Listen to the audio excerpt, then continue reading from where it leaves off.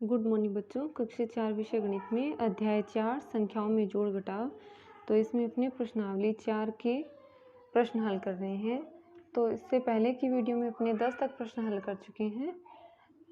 चलिए 11वां प्रश्न देखते हैं इसका। तो 11वें में 2 भाग हैं इसके। पहले में तो जोड़ के सवाल हैं और दूसरे में घटाव के सवाल हैं।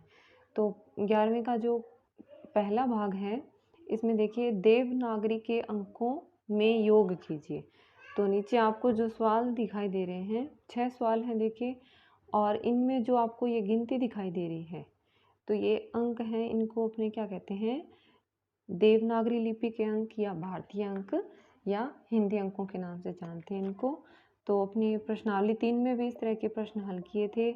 अगर आपको 1 से 10 तक ये इन अंकों की अच्छी तरीके से पहचान है, लिखने आते हैं तो कोई दिक्कत नहीं आएगी, जोड़ और घटाव आपको करने आते हैं। तो पहला प्रश्न है इसका, देखिए संख्याएं 3 संख्याओं को जोड़ना है। पहली संख्या देखिए 76, दूसरी संख्या है 35 और तीसरी संख्या है 13। तीनों को जोड़ना है। तो अब इकाई के अंकों को जोड़ेंगे पहले। तो देखिए 6 में 5 जोड़ेंगे तो कितने हो जाएंगे 11। 11 में 3 जोड़े तो हो गए 14। 14 का 4 और हासिल होगी 1। फिर देखिए दहाई के अंकों को जोड़ते हैं। तो 7 और 3 10, 10 में 1 जोड़ा तो 11, 11 में 1 हासिल और जोड़ दी तो हो गए 12। तो इस तरह से ये जोड़ के सवाल करने हैं। जैसे इसका चौथा प्रश्न देखिए। अब इसमें 3 अंकों वाली संख्याएं हैं, 3 संख्याएं हैं, उसमें 2-2 अंकों वाली थी और नीचे के जो तीनों सवाल हैं इनमें 3-3 अंकों वाली है। तो पहली संख्या देखिए 892, दूसरी संख्या है 441 और तीसरी संख्या है 265। तीनों को जोड़ना है। तो पहले इकाई के अंकों को जोड़ेंगे। तो देखिए 2 में 1 जोड़ा तो 3, 3 में 5 जोड़े तो हो गए 8। हमें उत्तर भी इसी तरह से देवनागरी लिपि के अंकों में लिखना है। तो 2 और 1 3 और 5 8 हो गए, हासिल कोई नहीं है। फिर देखिए दहाई के अंकों को जोड़ेंगे। तो 9 में 4 जोड़े तो 9 और 4 13, 13 में 6 जोड़े तो 19, 19 का 9, हासिल 1। फिर देखिए 8 और 4 12, 12 में 2 जोड़े तो 14, 14 में 1 हासिल जोड़ी तो बन गए 15। तो इस तरह से ये सभी हैं जो जोड़ के सवाल हैं। तो आप बाकी के जो प्रश्न हैं ये स्वयं हल करेंगे। आगे इसके 11वें का दूसरा भाग देखिए, देवनागरी के अंकों में घटाव कीजिए। अब घटाव के सवाल हैं, ये भी 6 हैं। तो पहला सवाल देखिए इसका, 2 अंकों वाली संख्या है।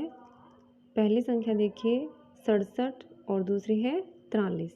घटाना है 67 में से 43। तो देखिए 7 में से 3 घटाएंगे तो कितना बचेगा 4। फिर इसी तरह से दहाई का अंक देखिए 6 में से 4 घटाने पर आएगा 2। अब इसी तरह से इसका दूसरा और तीसरा प्रश्न है, ये आप स्वयं करेंगे। अब इसका चौथा प्रश्न देखिए। अब इसमें 3 अंकों वाली संख्या में से 3 अंकों वाली संख्या घटानी है। तो पहली संख्या देखिए 700 और दूसरी है 380, यानी 700 में से 380 घटाना है। तो 0 में से 0 घटाएंगे तो 0।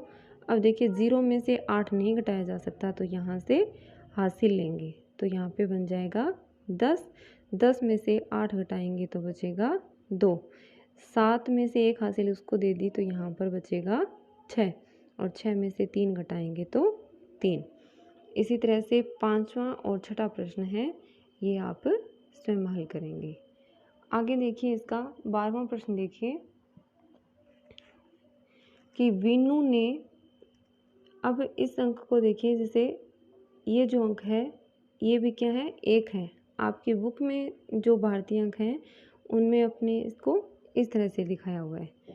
तो ये 315 रुपये 1 है। ये 315 रुपये में एक स्टोव खरीदा और 126 रुपये में एक भगोना खरीदा। अभी देखिए एक है, आपकी बुक में इस तरह से लिखा हुआ है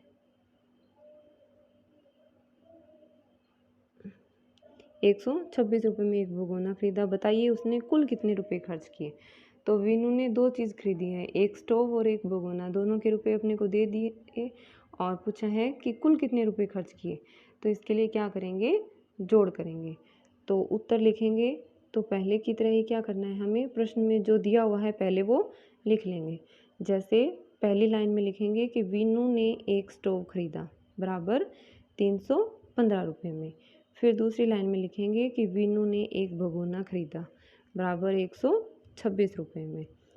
फिर तीसरी लाइन में लिखेंगे कि वीनू ने कुल रुपए खर्च किए।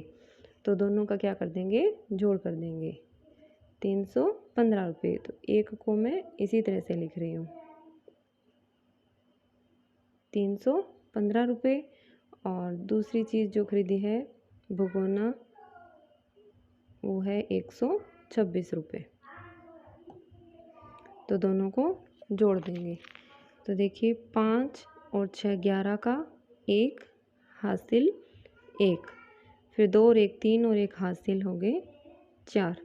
फिर देखिए 3 में 1 जोड़ेंगे तो 4, यानी 441 रुपये हो गए। इसी तरह का 13वां प्रश्न है कि राधा ने कुल 500 कागज़ की थैलियाँ बनाई।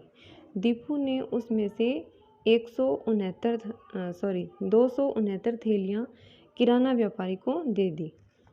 अब राधा के पास कितनी थैलियाँ बची।